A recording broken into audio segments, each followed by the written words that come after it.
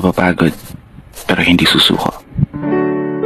Alam mo ba na may dalawang uri ng pagod na pwede mong madama? Una, yung pagod na itutulog mo lang at pagising mo, okay ka na. Pero may isang uri ng pagod na talagang kakaiba. Yun ay ang pagod na hindi nadadaan sa pahinga. Isang pagod na magpapahiwatig kung gaano kabigat ang mga problema mong daladala.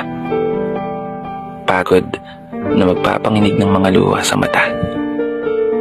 Pagod na magdidikta sa'yo para sabihin ayaw mo na. Mapapatanong ka na lang talaga, saan nga bang direksyon ng aking mga paa? Mga paang tila pagod na sa kakahakbang. Mga paang ngimay na sa kada tapak sa baitang ng hagdan. Isang hagdan na magdadala sa akin patungo sa isang palapag na pinapangarap ko.